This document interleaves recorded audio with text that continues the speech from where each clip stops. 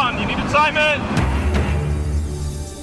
নারী সাফ চ্যাম্পিয়নশিপে আজ শিরোপার মহারণ। ফেভারিট ভারতকে হারিয়ে হ্যাটট্রিক শিরোপায় চোখ বাংলাদেশের। সেরাটা চান কোচ পিটার বাটলার। আমরা এখন ফাইনালে গেছি ইন্ডিয়ার সাথে, তো আমরা জানি যে ইন্ডিয়া অনেক শক্তিশালী, তো আমরা সেভাবে প্রস্তুতি নিয়েছি।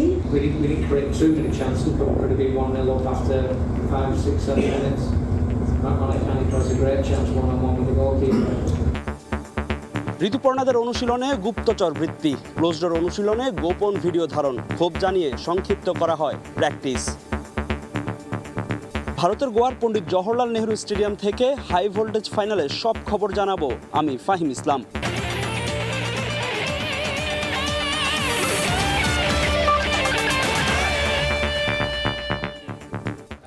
বিশ্বের নানা প্রান্তের খেলাধুলার খবর জানিয়ে দিব আমি সাব্বির মিথুন। শুরুতেই সাফ হ্যাট্রিক শিরোপার লক্ষ্যে মাঠে নামছে বাংলাদেশ। গোয়ার পণ্ডিত জওহরলাল নেহরু স্টেডিয়ামে বেঙ্গল টাইগার্সদের প্রতিপক্ষ স্বাগতিক ভারত। ইতিহাস লিখতে বদ্ধপরিকর মারিয়া মান্ডারা।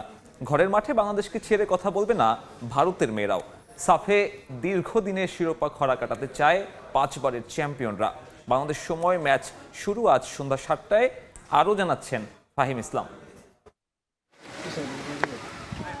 বাংলাদেশ দলের হ্যাটট্রিক শিরোপা নাকি ভারতের 6 বছরের অপেক্ষার অবসান, তা নির্ধারিত হবে পণ্ডিত জওহরলাল নেহরু স্টেডিয়ামের হাই ভোল্টেজ ফাইনালে। দুই কোচ ও ফুটবলাররা ট্রফি নিয়ে ফটো সেশনে সৌহার্দ্যের বার্তা দিলেও মাঠের লড়াইয়ে যে কেউ কাউকে ছাড় দেবেন না তা বলার অপেক্ষা রাখে না। দিন শেষে দুই চিরপ্রতিদ্বন্দ্বী চাইবে ওই রূপালী ট্রফিটা নিজেদের করে নিতে। ফাইনালের আগে বাংলাদেশ দলের প্রেক্ষাপট একেবারেই ভিন্ন। কোনো মতে গ্রুপ পর্ব পার করে আসা বাটলার শিষ্যরা শেষ অনুশীলন সেশনে ছিল উজ্জীবিত।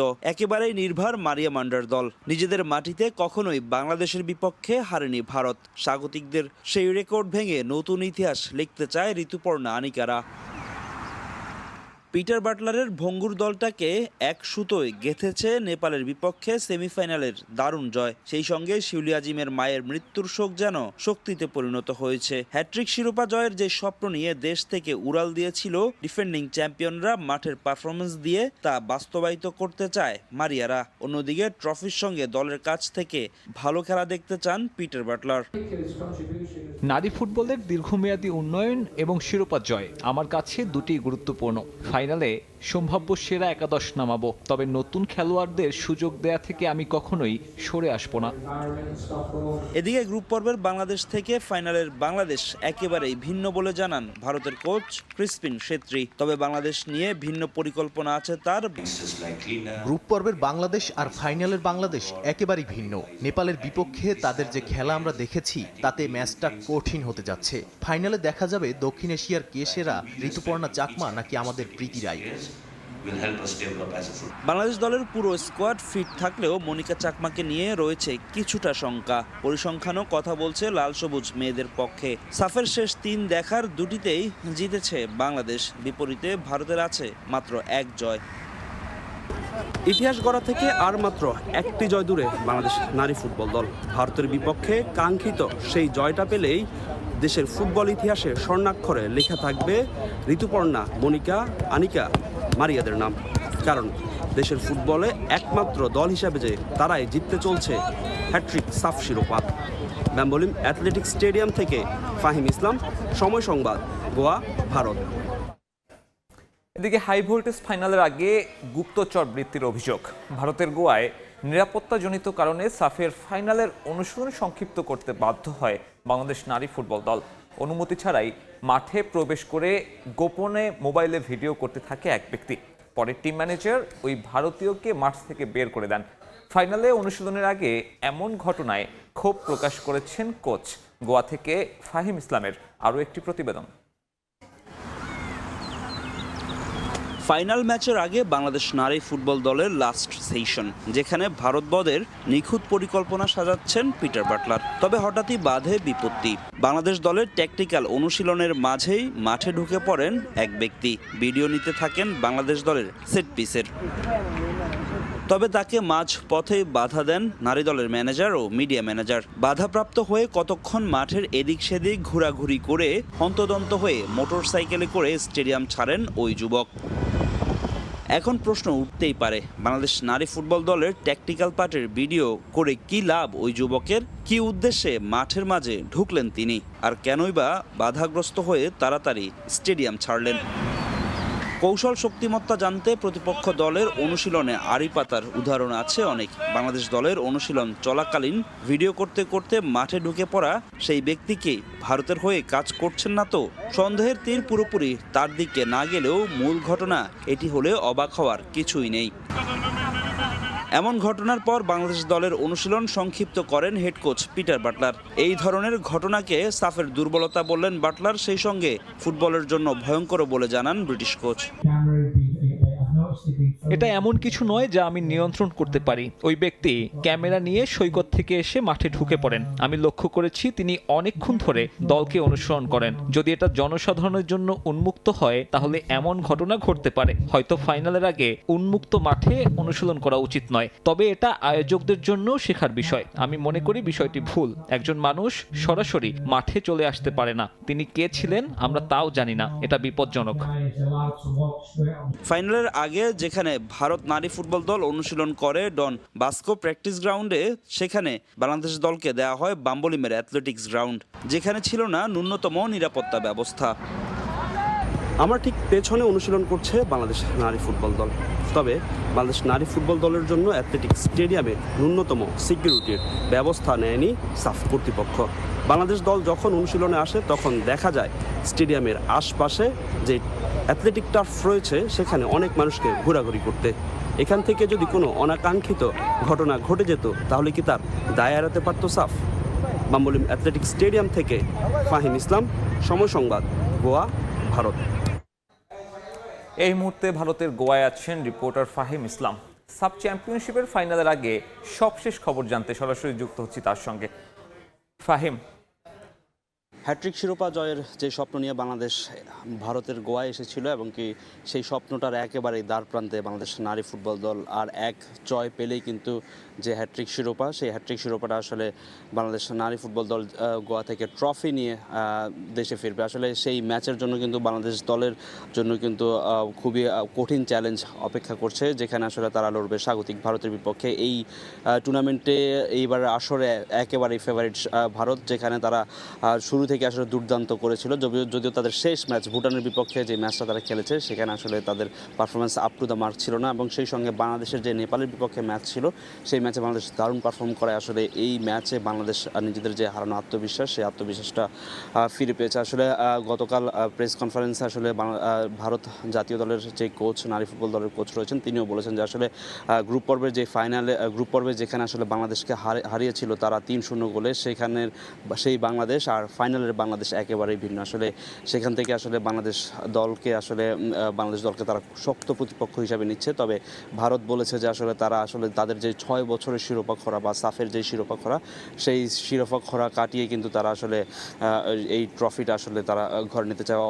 অপরপক্ষে আসলে বাংলাদেশের যে একটাই লক্ষ্য যে হ্যাট্রিক শিরোপা জয় করে আসলে ইতিহাস গড়তে চায়। এবং মারিয়া মান্দার দল, যদি একটু দলের কথা বলি এবং স্কোয়াডের বা ফরমেশনের কথা বলি, পিটার বাটলার কিন্তু আজকের ম্যাচেও কিন্তু পরিবর্তন আনতে যাচ্ছেন, সেটা একেবারেই নিশ্চিত বলা যায়। কারণ রাইট উইংয়ে লাস্ট ম্যাচে তিনি সুরভি আকন্দ প্রীতিকে নামিয়েছেন। সেই সুরভি আকন্দ প্রীতি ক্লিক না করায় মাত্র 38 মিনিটের মাথায় তাকে সাবস্টিটিউট করা হয়, এবং সেখানে আসলে শামসুন নাহার জুনিয়র যে লাস্ট ম্যাচে তিনি দুর্দান্ত পারফর্ম করেছিলেন তাকে আসলে আবারও দেখা যেতে পারে। এবং এছাড়া আসলে তহুরা খাতুনকে আসলে শুরুর একাদশে দেখা যেতে পারে। এবং কি বাংলাদেশের একটা ইনজুরি কনসার্ন আছে, মনিকা চাকমার, তিনি গেল ম্যাচে আসলে বদলি হিসেবে নেমেছিলেন, তবে বদলি হিসেবে নেমে পায়ের যে ব্যথা, সেই ব্যথাটা আসলে তার কন্টিনিউ থাকায় কিন্তু আসলে তিনি পরে আবার তাকে উঠিয়ে নেওয়া হয় এবং সেখানে উঠে নেওয়া। তো আসলে বাংলাদেশ দলের যেই হ্যাট্রিক শিরোপা, সেই হ্যাট্রিক শিরোপা জয়ের যে লক্ষ্য, সেই লক্ষ্য কিন্তু পূরণ করতে হলে বাংলাদেশকে কঠিন চ্যালেঞ্জের মুখে পড়তে হবে ভারতের সামনে। তো ভারতের গোয়ার পণ্ডিত জওহরলাল নেহরু স্টেডিয়াম থেকে ভারত ফাইনাল ম্যাচ নিয়ে এই ছিল আমার কাছে সবশেষ খবর। সাব ফাইনালের আগে সবশেষ খবর জানাতে ম্যাচ ভেন্যু থেকে যুক্ত হয়েছিলেন সহকর্মী ফাহিম ইসলাম। ইউরোপের মাটিতে প্রথম ম্যাচেই জয় তুলে নিয়ে ইতিহাস গড়ল বাংলাদেশ ফুটবল দল। সান ম্যারিনোর বিপক্ষে বাংলাদেশের জয় উদযাপনে মেতে ওঠেন ইতালি প্রবাসীরা। স্টেডিয়াম এলাকা ছাড়াও বিভিন্ন শহরে আনন্দ উল্লাস করেন তারা। ইতালি থেকে হাসান মাহমুদের রিপোর্ট। তপু বর্মন, হামজা চৌধুরীদের জয়ে উচ্ছ্বসিত ইতালি প্রবাসী বাংলাদেশিরা। ম্যাচ শেষে স্টেডিয়ামের বাইরে এবং বিভিন্ন স্থানে আনন্দ উল্লাসে মেতে ওঠেন তারা। লাল সবুজ পতাকা নিয়ে বিজয় মিছিল করেন অনেকে। দেশের ফুটবল নিয়ে নতুন স্বপ্ন আর প্রত্যাশার কথা জানান তারা। আমাদের প্রথম জয়ে আমরা খুবই আনন্দিত, অনেক এক্সাইটেড। আমরা বাংলাদেশের জন্য শুভকামনা করি। এখানে জয় হওয়ার কারণে আমরা প্রবাসী বাংলাদেশে অত্যন্ত আনন্দিত। যে উদ্দেশ্য নিয়ে এসেছি আমরা সার্থক, আমরা খুবই আনন্দিত এবং এই আনন্দ নিয়েই আমরা এখন রোমে ব্যাক করব। প্রায় 4 ঘন্টা ড্রাইভ করে এই সান মারিনোতে এসেছি এবং সে জয় নিয়ে যাচ্ছি। আমরা খুবই আনন্দিত। আমরা বাংলাদেশ টিমের জন্য ভবিষ্যতে অনেক আশাবাদী, ভালো কিছু আশা করি। খেলা শেষে সাংবাদিকদের মুখোমুখি হন তপু ও হামজা। বেশ কয়েকটি গোলের সুযোগ নষ্ট হওয়ায় আক্ষেপ করেন তারা। জানিয়ে দিয়েছি যে আসলে বাংলাদেশ ফুটবল টিম অনেক স্ট্রং এবং এটা আমরা প্রমাণ করেছি যে আমরা যে কোনো টিমের সাথে ফাইট করতে পারবো। ইভেন এটা আমরা প্রমাণ করলাম যে ইউরোপের টিমকেও আমরা হারাইতে পারি। তো আসলে এটা ডে বাই ডে আমরা আসলে আরও ইমপ্রুভ করব এবং আমি মনে করি ফিউচার ব্রাইট এবং এই ধারাবাহিক যদি আমরা ধরে রাখতে পারি ডেফিনেটলি আমরা সাকসেস হব। আসলে খুব বড় অ্যাচিভমেন্ট।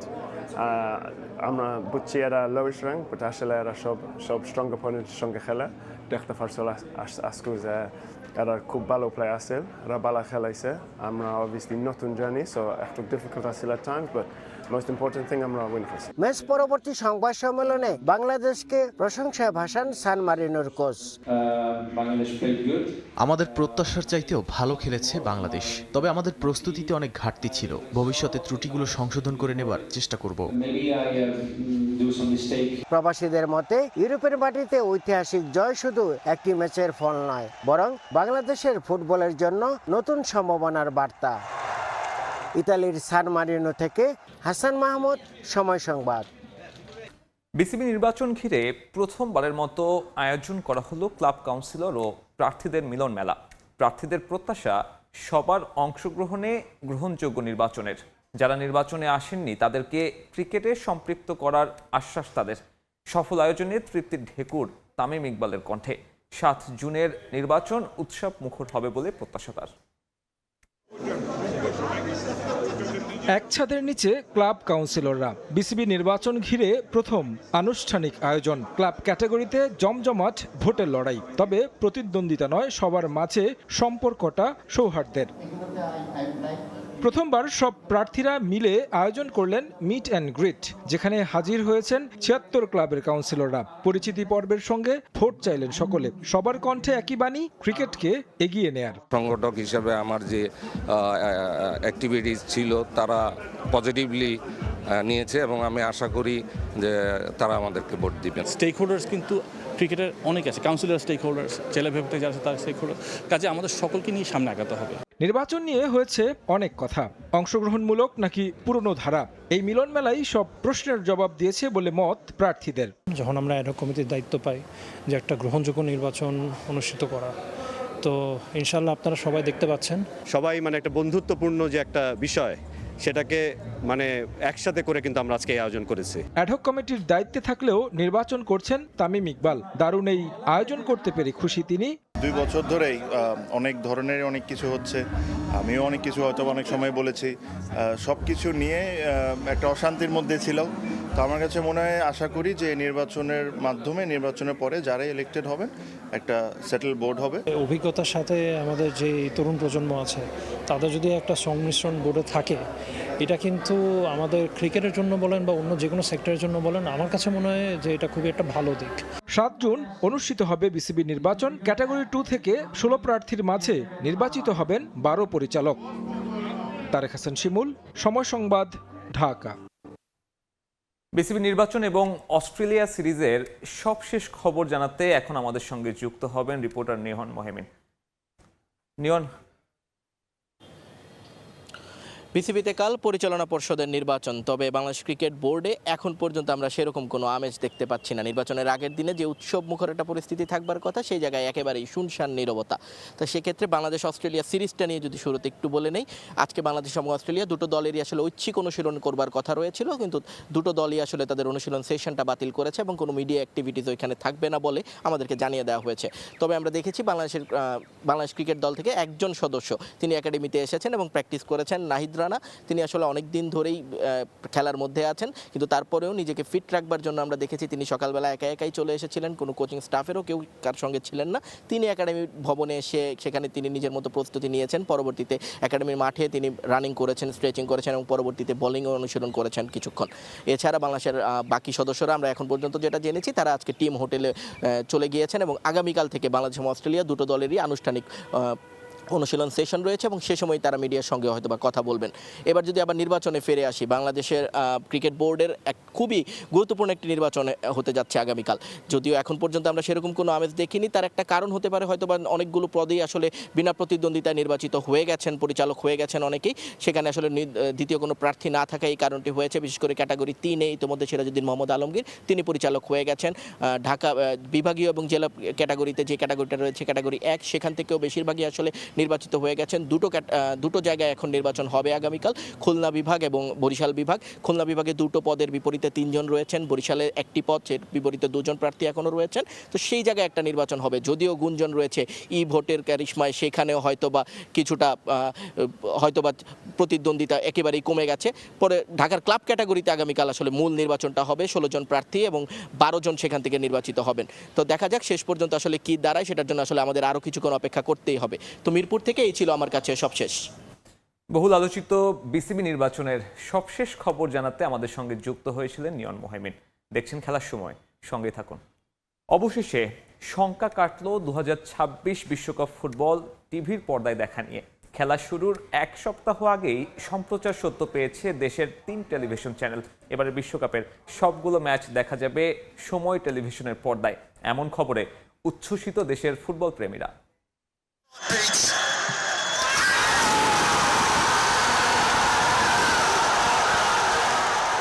প্রিয় দলের পতাকা, জার্সি, বাড়ির ছাদে সমর্থনের প্রতিযোগিতা আর রাত জেগে খেলা দেখা, সব মিলিয়ে বিশ্বকাপ ফুটবল যেন এদেশের মানুষের আবেগের অংশ। আগামী 11 জুন প্রথমবারের মতো 48টি দলের অংশগ্রহণে পর্দা উঠছে বিশ্বকাপের 23তম আসরের। তবে বাংলাদেশে দ্য গ্রেটেস্ট শো অন আর্থের সম্প্রচার সত্ত্ব নিয়ে সৃষ্টি হয় নানা জটিলতা। বাংলাদেশের ফুটবল প্রেমীরা বিশ্বকাপের খেলা দেখতে পারবে কিনা তা নিয়ে শুরু হয়েছিল অনিশ্চয়তা। অবশেষে বিশ্বকাপ সম্প্রচার নিয়ে যে অনিশ্চয়তা ছিল তা কাটিয়ে টুর্নামেন্ট শুরুর কয়েকদিন আগে সময় টেলিভিশন সহ দেশের 3টি চ্যানেল বিশ্বকাপ সম্প্রচারের সত্ত্ব পেয়েছে। যখন দেখছি যে সময় টিভি এরকম একটা বিষয়কে নিয়ে আগাচ্ছে, তো এটা আমাদের কাছে খুবই বড় একটা অ্যাডভান্টেজ। সবার ঘরে ঘরে তো সময় টিভি চলে, আমাদের বাচ্চারাও তো মনে করেন সময় টিভি দেখে সব সময়। ফুটবল প্রেমীরা বলছেন সময় টিভির পর্দায় দেশের প্রত্যন্ত অঞ্চলেও খেলা দেখা গেলে তা হবে সহজলভ্য।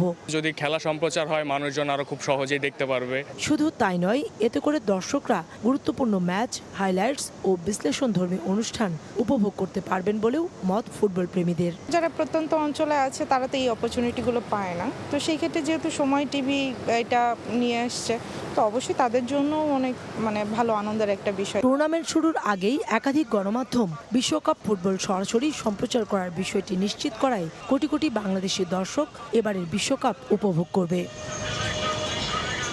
কাউসার চৌধুরী কুমু, সময় সংবাদ, ঢাকা। আবারও স্বাগত খেলার সময়। ফুটবল বিশ্বকাপ উপলক্ষে ব্যতিক্রমধর্মী জার্সি নির্মাণ কর্মশালা ও স্ট্রিট ফ্যাশন শোর আয়োজন করতে গেছেন গাফির নামে একটি প্রতিষ্ঠান। বিশ্বকাপ উন্মাদনাকে আরও বর্ণিল ও সৃজনশীলভাবে উদযাপনের লক্ষ্যে শনিবার ধানমন্ডির global academy of fashion innovation and research দিনব্যাপী এই জার্সি নির্মাণ ও ডিজাইন কর্মশালার আয়োজন করে। কর্মশালায় প্রতিষ্ঠানের 30 জন শিক্ষার্থী আর্জেন্টিনা, ব্রাজিল, পর্তুগাল, ফ্রান্স ও জার্মানির থিম ভিত্তিক জার্সি এবং ফ্যাশন পোশাক ডিজাইন ও প্রস্তুত করেন, যাতে বাংলাদেশি সংস্কৃতির ফিউশন করা হয়। আগামীকাল রবিবার ধানমন্ডির রবীন্দ্র সরোবরে এসব পোশাক দিয়ে স্ট্রিট ফ্যাশন শো অনুষ্ঠিত হবে।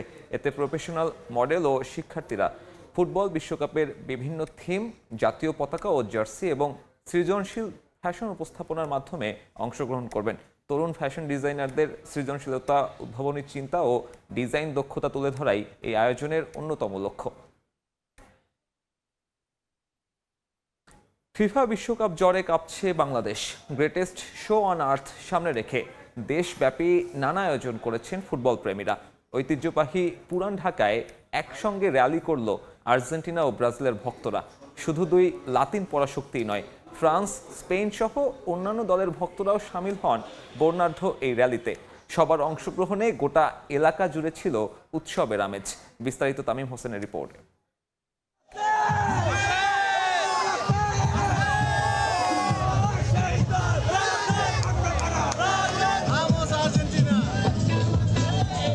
বিশ্বকাপে মাঠের ফুটবলের উত্তাপ এখনো শুরু হয়নি, কিন্তু ফুটবলের উন্মাদনায় রঙিন হয়ে উঠেছে পুরান ঢাকার লক্ষ্মীবাজার। এখানে নেই ব্রাজিল, আর্জেন্টিনা কিংবা ফ্রান্স, জার্মানির বিভাজন। প্রিয় দলের জার্সি আলাদা হলেও উৎসবের ভাষায় একটাই, ফুটবল। বিভিন্ন দেশের পতাকা হাতে শত শত সমর্থক নেমেছেন রাস্তায়। বিশ্বকাপকে ঘিরে ভালোবাসা আর সম্প্রীতির বার্তাই যেন ছড়িয়ে দিচ্ছে এই বর্ণিল র্যালি। চারদিকে শুধু ফুটবলের রং, কোথাও ব্রাজিলের হলুদ সবুজ, কোথাও আর্জেন্টিনার আকাশি সাদা। দেখা মিলছে ফ্রান্স, জার্মানি, পর্তুগাল সহ বিভিন্ন দলের পতাকাও। সাউন্ড সিস্টেমের তালে, স্লোগানের ছন্দে আর উচ্ছ্বাসের ঢেউয়ে মুখর হয়ে ওঠে পুরো এলাকা। বাংলাদেশে বিশ্বকাপ মানেই সমর্থকদের আবেগের বিস্ফোরণ। তবে লক্ষ্মীবাজারের এই আয়োজন শুধু নিজের দলকে সমর্থন নয়, বরং ফুটবলকে ঘিরে একসঙ্গে আনন্দ ভাগাভাগি করারও। শিশু থেকে প্রবীণ সবাই অংশ নিয়েছেন এই উৎসবে। যেই ফুটবলকে কেন্দ্র করে বিশ্বজুড়ে প্রতিদ্বন্দ্বিতা, বাংলাদেশেও সংঘর্ষের ঘটনা কম নয়। সেই ফুটবলই এখানে তৈরি করেছে সম্প্রীতির এক সুন্দর ছবি। আমরা দেশবাসীকে এই বার্তাই দিচ্ছি, যেই দলই হোক না কেন আমরা সবাই একে অপরের ভাই। খেলাধুলার মধ্যে হার জিত থাকবে, এটাই স্বাভাবিক। প্রতি জেনারেশন যেন ফুটবলের প্রতি একটা ইন্টারেস্ট ফিল করে। খেলার ভিতরে হার জিত আছে, বিশ্বকাপটা যদি আমরা হাতছাড়াও করি, যদি ব্রাজিলও নেয়, কোনো আফসোস নাই। তবে সম্প্রীতির বার্তা দিল ব্রাজিল, আর্জেন্টিনার সমর্থকরা যে যার দলকেই সেরা মানছেন, একে অপরকে দিচ্ছেন খোঁচা। এবারের আসরে বড় স্বপ্ন জার্মানি ভক্তদেরও। ফুটবলে ছোট দল বলতে কিচ্ছু নাই, তবে এইবার ফুটবলটা উন্মুক্ত, মানে জার্মান অবশ্যই চ্যাম্পিয়ন হবে। আমি মনে করি যে আমরা মাঠের পারফরমেন্সের উপর বেশি আমরা ফোকাস করছি, আশা করছি সেখানে ভালো পারফরমেন্স দিয়ে আমরা ৫ম বিশ্বকাপটা এবার নিজেদের ঘরেই তুলে নেব। আর মাত্র গুটি কয়েকদিনের অপেক্ষা। আগামী 11 জুন থেকে বিশ্বকাপ ফুটবল ঝড়ে কাঁপবে পুরো বিশ্ব। শুরু হয়ে গেছে বিশ্বকাপ উন্মাদনা, বাংলাদেশি ভক্তদেরও পাগলামি শুরু হয়ে গেছে। লক্ষ্মীবাজারের এই দৃশ্যই প্রমাণ করে আমরা ফুটবলকে কতটা ভালোবাসি। এখন দেখার অপেক্ষা ব্রাজিল, আর্জেন্টিনা নাকি জার্মানি নাকি অন্য কেউ এবারের বিশ্বকাপটা কোন দল রাঙায়। তামিম হোসেন, সময় সংবাদ, ঢাকা। খেলার সময়ের শীর্ষ সংবাদগুলো জানিয়ে দিচ্ছি আরেকবার। নারী সাফ চ্যাম্পিয়নশিপে শিরোপার মহারণ আজ। ফেভারিট ভারতকে হারিয়ে হ্যাট্রিক শিরোপায় চোখ বাংলাদেশের। সেরাটা চান coach Peter Butler. We didn't create too many chances, but could have been 1-0 up after 5, 6, 7 minutes. Malik has a great chance one-on-one with the goalkeeper.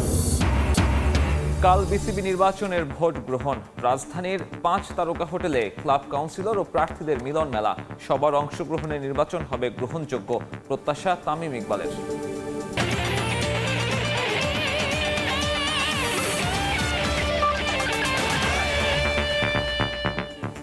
এই ছিল খেলার সময়ের এখনকার আয়োজন। দুপুরের সময় নিয়ে সঙ্গে থাকবেন সহকর্মী জাফর সাদিক। ধন্যবাদ সাব্বির মিথুন। দুপুরের সময় নিয়ে আসছি কিছুক্ষণ পর, সঙ্গে থাকুন সময়ের।